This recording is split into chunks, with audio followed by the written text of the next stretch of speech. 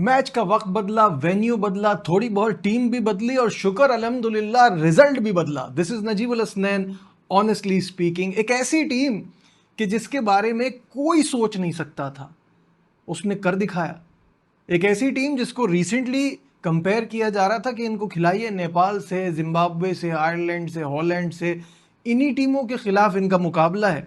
कौन सोच सकता था ऑकलैंड के ईडन पार्क में ये ऐसा कारनामा सर अंजाम देंगे, और इस यंग टीम के साथ। तभी तो कहते हैं पाकिस्तान टीम फेमस है when their back is against the wall. इनका बेहतरीन खेल निकलकर सामने आता है। And remember the name Hasan Nawaz, जो पहले दोनों गेम में जीरो करता है और उसके बाद आके सेंचुरी कर देता है। Only happens in Pakistan. इतनी ड्रास्टिक परफॉर्मेंस और मैंने कहीं नहीं देखी। आपको याद होगा जब मैंने पहले मैच से पहले वीडियो बनाई थी तो मैंने कहा था हसन नवाज पाकिस्तानी हमारे समझ रहे होंगे कि नाम पे ना जाइएगा, काम पे जाइएगा, टैलेंटेड लड़का है। लेकिन जब 2 मैचेस में जीरो किए तो लगा कि शायद हमने बहुत जल्दी कर ली, कच्चा ही तोड़ लिया। लेकिन हसन नवाज ने आज सबको बता दिया कच्चा पक्का कुछ नहीं, I am ready and I am here to win it for my team. क्या शानदार परफॉर्मेंस! इसे कहते हैं इंटेंट, पॉजिटिविटी, अग्रेसिव अप्रोच के साथ। मैं मानता हूं कि आउटफील्ड वाज लाइटनिंग फास्ट और बाउंड्रीज भी छोटी हैं, आपकी मिस हिट भी बाउंड्री क्रॉस कर जाती है, but credit where it's due. और इन दोनों को जाता है, दोनों ने बहुत बेहतरीन खेला है। दोनों जो आज के मैच का हाईलाइट है was the opening partnership between the two. Mohammad Haris ने जो शुरू में आके चार्ज किया, उससे मेरा ख्याल है हसन नवाज को भी वो कॉन्फिडेंस मिला होगा। एक्चुअली उन्होंने आफ्टर मैच बड़े मजे की बात की। उन्होंने कहा मेरा सारा फोकस अपने पहले सिंगल पे था कि पहला इंटरनेशनल रन ले लूं, उसके बाद there was no turning back. मुझे ना प्रेशर हुआ, ना मुझे कोई परेशानी हुई, मैं बहुत कंफर्टेबल खेला और वो नजर भी आ रहा था उनकी इनिंग में। शानदार परफॉर्मेंस। और आज का मैच पाकिस्तान के लिए अहम क्यों है? क्योंकि पावर प्ले के एतबार से ये पाकिस्तान की T20 की तारीख का सबसे बड़ा स्कोर है। अगर आपको याद हो 2016 में इंग्लैंड के खिलाफ पाकिस्तान ने पावर प्ले में किए थे 73 रन्स। उस वक्त ओपनर थे शर्जील खान और खालिद लतीफ़। और आज पाकिस्तान ने किए 75 फॉर 1 इन 6 ओवर्स। तो कौन है हसन नवाज, कौन है मोहम्मद हारिस? ये कोई इतने बड़े नाम तो नहीं है, इन्होंने कर दिखाया। तो इनकी जितनी तारीफ की जाए कम है, क्योंकि शर्जील खान और खालिद लतीफ़ का नाम सुन के लग रहा है कि क्या धमाकेदार ओपनिंग जोड़ी थी और ये दोनों तो कर सकते हैं। बट इन लोगों ने जो करके दिखाया वो इतने सालों से क्यों नहीं हो पा रहा था? क्यों हम अपने रनों के चक्करों में लगे हुए थे? खैर, वो एक अलग बात है। बट अच्छी बात यह है कि जो हम परेशान हो रहे थे ना कि आगे वक्त बड़ा मुश्किल है, तो वो कुछ दिखाई दे रहा है कि वो मैनेजेबल हो जाएगा with Saim Ayub coming back to the side इंशाल्लाह होपफुली। और फिर फ़खर जमान, फिर आपके पास आपके सीनियर प्लेयर्स भी वापस आएंगे, तो बड़ा अच्छा ऑप्शन बन जाएगा। एक तगड़ी साइड हम बना सकते हैं अगर हम इवेंट से पहले वो सिलेक्शन में वो वाली हरकतें ना करें जो हमने चैंपियंस ट्रॉफी से पहले की थी। तो ये टीम बन सकती है, उम्मीद है। बस एक चीज पे बहुत ज्यादा काम करने की जरूरत है, वो जो हम कहते हैं ना 1 minute down the next minute up. It's a very nice and polite way to say कि वी हैव नो प्रोफेशनलिज्म। क्योंकि ये कौन सा तरीका है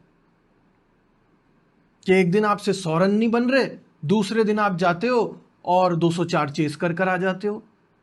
it's not funny any more. ये जो पाकिस्तान का अनप्रिडिक्टेबिलिटी का टैग है ना, ये कोई मजाक थोड़ी है यार। वो 90s वाइंटीज में होता था, बाकी टीमें भी इतनी प्रोफेशनल नहीं होती थी। अब दुनिया कहां से कहां चली गई है, टीमें कितनी प्रोफेशनल हो गई हैं, कितना काम कर रही हैं, अपनी एक एक गलती को ठीक करने के लिए कितनी मेहनत कर रही हैं। तो पाकिस्तान को भी अब इसी तरह से चलना होगा। ये एक दिन कुछ, 2 दिन कुछ। और इन प्लेयर्स को अभी भी देख के ये लग रहा है, जाहिर है मोहम्मद हारिस जिस तरह से खेलते हैं, चल गया तो चल गया, नहीं चला तो नहीं चला। आज तो बहुत बेहतरीन खेला है, बट थोड़ा संभल के देखिए। मुझे इसीलिए आगा सलमान बहुत पसंद है। मैं मानता हूं कि मैं भी ये बात कह रहा था कि उनकी T20 में कप्तानी, क्योंकि ना उनकी डोमेस्टिक में T20 में कोई परफॉर्मेंस है, ना उनको जो मौका मिला था पीछे उसमें उन्होंने कुछ किया था। He is a gun player for test, he is an excellent player for one day. T20 में वो अब तक प्रूव नहीं कर पाए थे, लेकिन ये पिछले 2 मैचेस में उन्होंने बहुत कमाल किया है। आज भी जो उन्होंने इनिंग खेली, शुरू में लग रहा था कि वो थोड़ा स्लो कर रहे हैं, अब थोड़ा अपने आप को सेट कर रहे हैं, लेकिन that's the way he place. वो संभल के खेलता है, बाद में कितनी आसानी से उन्होंने अपने 50 किए, वेरी कंफर्टेबल। तो ये जो डिसीजन है, मुझे लगता है कि ये फ्रूटफुल साबित हो सकता है आगे जाके। और आकिब जावेद जब से कोच बने, उनकी एक बात तो ठीक साबित हो गई, पहली बात है ये, मैं उनमें से नहीं हूं जो अप्रिशिएट ना करूं कि इस टीम में कमबैक की सलाहियत है। ठीक है, यहां तो मैं ये मान गया, लेकिन अगला जो उनका जुमला था, और ये सीरीज भी जीत सकती है, मुझे ये अभी भी मुश्किल लगता है, again for the same reason कि आज हम अच्छा करेंगे तो कल एक्सपेक्टेड है कि हम बुरा करेंगे।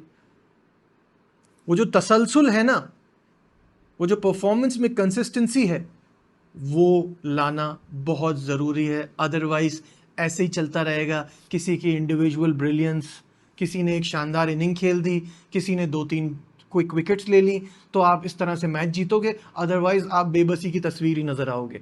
तो आज अच्छा दिन है, आज ये सारी बातें नहीं करते, आज थोड़ा सा ओवरऑल गेम पर नज़र डालते हैं। तो पाकिस्तान ने टॉस जीता और इमीडिएटली फैसला किया इस ग्राउंड को देखते हुए, यहाँ पे मैंने आपको कल भी बताया था कि रिकॉर्ड भी काफ़ी बेहतर है, तो इस ग्राउंड को देखते हुए फील्डिंग का फैसला किया, और टिम साइफर्ट और फिन एलन न्यूजीलैंड की तरफ से ओपनिंग के लिए आए, और जो फिल एलन ने शॉट खेला और उसके बाद कैच, रिएक्शन आपको बता रहा है, फिल एलन सोच रहा होगा ये कौन लोग हैं यार, हाथों में आते हुए कैच छोड़ देते हैं, और आज ऐसा कैच पकड़ा हारिस रऊफ ने कि ग्लेन फिलिप्स भी हैरान हो गया होगा। क्या शानदार फील्डिंग की, बहुत ही ब्रिलियंट कैच, जिसकी वजह से वो ब्रेक थ्रू मिला। 3 पर पहली विकेट गिरी, उसके बाद फिर टिम साइफर्ट ने मारना शुरू किया, तो लगा कि ये भी कोई मुख्तलिफ नहीं होगा, यहाँ पे भी उसी तरह से हमारी पिटाई होगी, बट वो आज ज़्यादा चल नहीं पाए। 19 रन किए 9 बॉलों पे। Chapman again was brilliant. उनको पाकिस्तान के खिलाफ खेलना बहुत ही ज़्यादा पसंद है। इनफैक्ट उनसे भी ये सवाल हुआ पहली इनिंग के बाद, तो उन्होंने कहा ऐसी बात नहीं है, ठीक है मैं पाकिस्तान के खिलाफ रन करता हूँ, बट एक्चुअली हम लोग बहुत ज़्यादा क्रिकेट खेल भी रहे हैं, इसमें भी कोई दो राय नहीं है कि न्यूजीलैंड और पाकिस्तान की क्रिकेट बहुत ज़्यादा हो रही है, तो इसकी वजह से वो इनके खिलाफ ज़्यादा परफॉर्म भी कर रहे हैं। माइकल ब्रेसवेल की भी बड़ी शानदार परफॉर्मेंस रही, 18 बॉलों पर 31 रन किए उन्होंने। इन सब की परफॉर्मेंस की बदौलत स्कोर पहुंचा 204 पर, जो कि उस पॉइंट पे लग रहा था कि पाकिस्तान की बैटिंग परफॉर्मेंस रिसेंटली देखते हुए लग रहा था कि ये स्कोर ज़्यादा है, बट बाद में टिम साइफर्ट ने भी ये कहा कि हम 20-25 रन शॉर्ट हैं। और मुझे ऐसा लगता है कि वो पॉइंट कहाँ आया, वो जो हारिस रऊफ ने प्रेशर डाला और फिर जो कमबैक किया अबरार की शुरू में बहुत पिटाई हुई, बाद में उन्होंने जो कमबैक करके बैक टू बैक 2 विकेटें ली, उसकी वजह से वहाँ सही से प्रेशर डाला, वरना ये स्कोर 225-230 तक भी जा सकता था। नीशम नहीं चल पाए, माइकल हे नहीं चल पाए, काइल जेमिसन ने कोई साथ नहीं दिया। अगर ये 2-3 कर लेते, डेरिल मिचेल इनफैक्ट उन्होंने भी सिर्फ 17 रन ही किए, लेकिन ये 2-4 प्लेयर का जो बीच में गैप आया ना, जहां पाकिस्तान ने फाइट बैक की अपनी बॉलिंग में, उसकी वजह से स्कोर 204 तक रहा, जो कि और ज़्यादा हो सकता था। तो यहाँ ये एक अच्छी चीज़ हुई। पाकिस्तान की बैटिंग में तो बस ओपनर्स ने इतना शानदार आगाज़ लिया था कि फिर there was no turning back. जो काइल जेमिसन का पहला ओवर था उसमें बने 15 रन, डफीक ने दूसरा ओवर कराया उसमें बने 10 रन, तीसरा ओवर बेंसियर्स ने कराया उसमें बने 11 रन, फिर जेमिसन ने ओवर कराया उसमें बने 15 रन। तो पाकिस्तान ने काइल जेमिसन के ऊपर चार्ज करने का पहले से सोच लिया था। उसकी वजह से हमने पावर प्ले में वो जो अब तक का हमारा सबसे बड़ा स्कोर है 75 for 1, वो हम बनाने में कामयाब हुए। 5.4 ओवर में हारिस की विकेट गिर गई थी, जिसके बाद आगा सलमान आए और उन्होंने ब्रिलियंट नॉक खेली, और एंड में एक ऐसा पॉइंट आ गया था जब हसन नवाज थोड़ा सा डर रहे थे कि शायद मेरी सेंचुरी ना रह जाए, तो आगा सलमान ने उनको कंफर्टेबली कहा मैं हूँ, don't worry, you will get the winning shot, and that's what we want in our senior players, in our captain, जिस तरह से वो लेके चले। तो मुझे तो बहुत मज़ा आया पाकिस्तान की ये परफॉर्मेंस देखकर, सरप्राइजिंग भी लगी और थोड़ी सी खुशी भी हुई है ये जान के कि इनमें दम है, अगर ये अपना 100% दें, और अगेन वही वाली बात कि कंसिस्टेंसी लाएं अपने गेम में, तो देयर इज़ नो डाउट कि पाकिस्तान की क्रिकेट इम्प्रूव हो सकती है, क्योंकि अभी हमें बेबी स्टेप्स लेने हैं। हम अचानक से एक दिन के बाद ये नहीं कह सकते बहुत अच्छी हो गई टीम। हमें अभी बेबी स्टेप्स लेने और टीम को दोबारा से बिल्ड करना है, तैयारी करनी है। और जैसे मैंने कहा था, दवा और दुआ दोनों की ज़रूरत है। दुआ तो काम आ गई, थोड़ी सी दवा भी अपना असर दिखाएगी तो जल्दी पाकिस्तान टीम वो अपनी जो एक ट्रैक है ना उसके ऊपर आ जाए।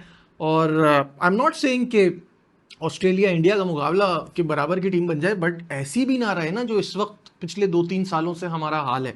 आप क्या सोचते हैं इस बारे में, मुझे कमेंट्स में ज़रूर बताइएगा। और सीरीज़ के हवाले से क्या आपको लगता है कि पाकिस्तान में ये दम है कि वो सीरीज़ भी जीत सके? It is very difficult but it's a very important question. तो कमेंट्स में ज़रूर बताइएगा। लाइक शेयर सब्सक्राइब देखते रहिए Najibul Hasnain honestly speaking. Bye.